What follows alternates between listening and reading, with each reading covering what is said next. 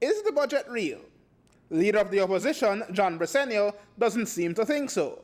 As a matter of fact, his response in the House of Representatives today established two Belize's: incredible wealth, spending, and riches in one, abject, sprawling, oppressive poverty and fear in the other. There is a significant divide, Briceño said, between the figures put together by the government and the reality on the ground, exemplified by a recent case in San Pedro. In the last two budgets, we were told about funding for the upgrade of the San Pedro Health Center to make it a full-service 24-hour facility. The project first appeared in the 2015 budget. In fact, it was on page 16. It was introduced a second time in the 2016 budget on page 18. This year, it's gone, conspicuously absent from the 2017 budget. Is this because the task has been accomplished? Well, obviously not. San Pedranos can attest to the fact that they have the same inadequate facility. This was highlighted recently with the unfortunate passing of young Ms. Jordani Oliveira. Briceño claimed that the standard of living had actually fallen by 16% over the past 8 years after a high tide under the Said Musa administrations from 1998 to 2008.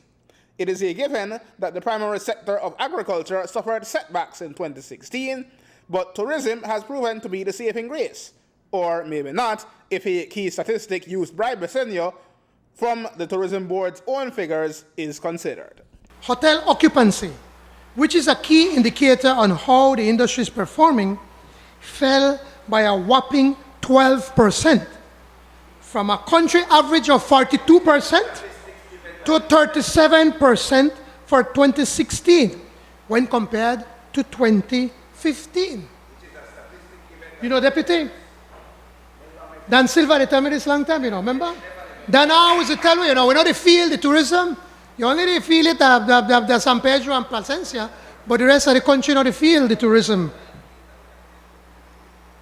It is perplexing that the BTB can state that overnight tourism grew from approximately 341,000 to 385,000, a growth of over 40,000 tourists.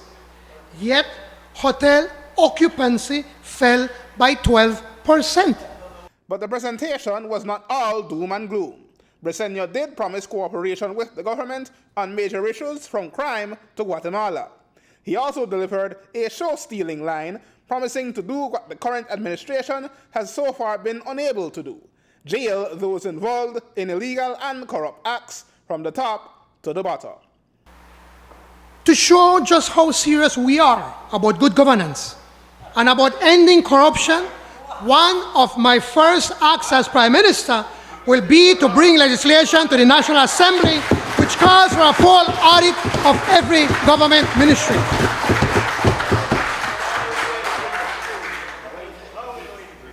And listen, and I say it in this place on this day: whomever is found to be involved in any illegal or corrupt act will be arrested and charged.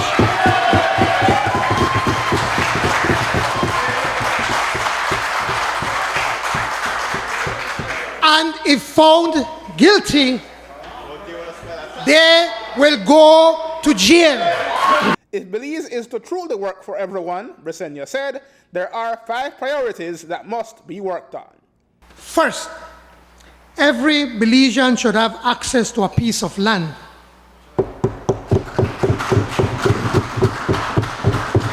With land, we immediately create opportunity for uplift and personal growth.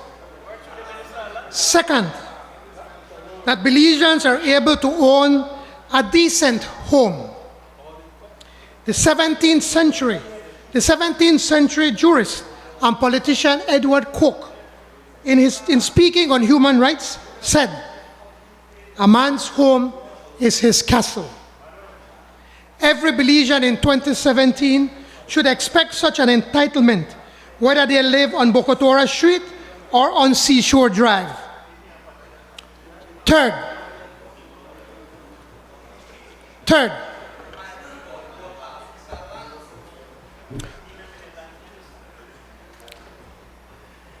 you remember from Colette?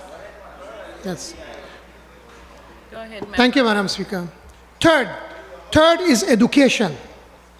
Every Belizean should be given the chance to go to school from kindergarten to junior college.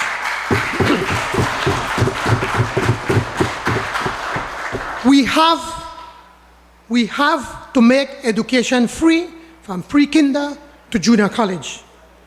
If we will give our young people a chance at success, it must start with a good education.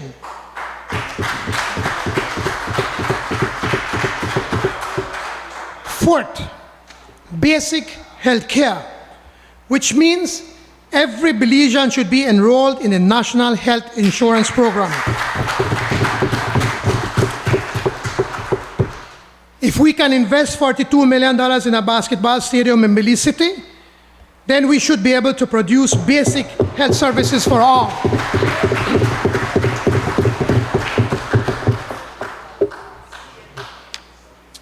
Fifth, and most important, the driving force behind it all is jobs.